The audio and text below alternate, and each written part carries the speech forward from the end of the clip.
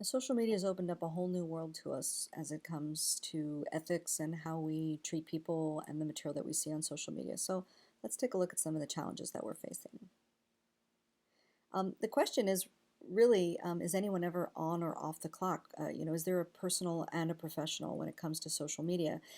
Here's some examples of people who maybe cross those lines and the effect that it had. So this was a tweet from the American Red Cross. This was someone who thought they were tweeting from their personal account. Here's another one that was sent out. Good question. And then KitchenAid actually on their professional account tweeted this out during one of the debates that he had with Governor Romney. And you can see that these can present pretty significant public relations nightmares for a company. Now, just because you have an opinion, does that mean that you want to put it out there? And whether it's signed or unsigned, is that really a difference? So I don't know how many of you have come across OSU haters. These are anonymous comments that are directed at other OSU students. Really, your goal should be to operate transparently with a real name and a real screen name, and really figure out whether or not it's worth it for you to put something out there if you are going to be criticizing, overly criticizing, or really run the risk of defaming someone. Because regardless of whether or not your name is attached to this, if in fact you are found to be defaming someone online and they find you out, you are now open to civil responsibility for that. We also need to take a look, especially as journalists, as we're using social media. Where does the truth come in? There's lots of people who use fake names and have fictional profiles. They'll make exaggerated or false claims. You can be anyone you want to be online. So suddenly someone could become an expert because they put it on LinkedIn or they put it on Twitter or Facebook, when in fact they have virtually no criteria. And if you're not responsible and checking that out, what about accusations or unsubstantiated rumors that may come out that you may follow up on? So if you see that there's police action at a particular home and you see on Twitter that someone says that there's drugs being sold there and you report that and it turns out to be false, you are just as liable for it as if you had done your own reporting. So, this idea of getting information in sources that are much more difficult to verify, although they may be much more readily available to us, it does not mean that we can avoid our responsibility. And here's an example I've given you of the death of Bashar al-Assad, the president of Syria. I assure you he is still alive and well. Now, do you have the right to retweet? Another person's opinion becomes your own. You do, but recognize that if someone tweets a libelous statement, you are as culpable for it as they are.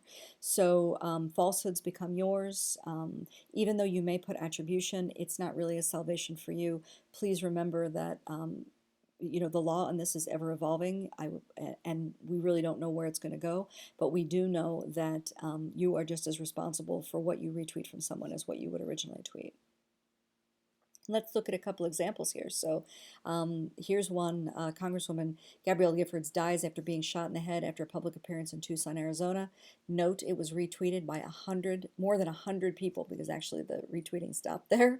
But of course, we all know by now that Gabrielle Giffords is alive and well, and she did pull through, and she's still recovering, but is an amazing woman. And so, this idea of taking incorrect information, even though it may come from a reliable source.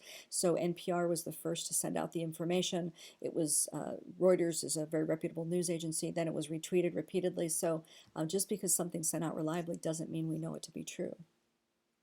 Now, is seeing believing? I mean, what about this picture? This went out quite a bit, of course. The scandal here is that this is during the September 11th attacks, and George W. Bush is reading, and the book is upside down. Now, that didn't really happen, and that's kind of a funny one. This is another one that we've seen repeatedly. Someone posted this and said this person was on the World Trade Centers at the time of the attack, and this plane's here. Neither one of these pictures are accurate, and just because this picture exists doesn't make it accurate. So, we need to be very conscious as to the source of information. We need to be, tracking back as to where the original source material comes from in order to be responsible in that way. Is something staged or created? Could something be altered in such a way that it's unethical for us? So this is a very real picture, the Kent State shooting, and there's no doubt, I would think, in anyone's mind that this is an actual photo of what happened, but in truth, it's actually not. So you'll notice here that a poll was taken out. Now, is that a big deal? Photo ethicists would say yes, that we can't change things just because we don't like them aesthetically. And so basically this changed the history in some way of this photo. So even though something may not be factually inaccurate, there may be manipulations that are made. And there's other cases, and I've given you some in our course, where I show you that at one point Nancy Pelosi put pictures of female congresswomen in a picture, and they weren't there when the original photo was taken. And we're going to talk about whether or not that was an ethical compromise. So it's really important that you check with editors before proclaiming your opinion. Affiliations on social networking sites, remember that you represent yourself and whatever job you have taken. You know, think about whether or not you're joining groups that deal with topics or issues on your beat. I wholeheartedly encourage you to do that as a reporter, but recognize that you may have some challenges. In terms of friending people, that's a fine line when it comes to social media. I'm much more likely to link to someone on LinkedIn, look at them on Instagram, follow them on Twitter than I may be to friend them. It really depends on the closeness of that source, and how much not only do you want to see, but obviously you want to see as much as you can, but they're going to see you as well. So, your exposure to your sources is something you really need to think about.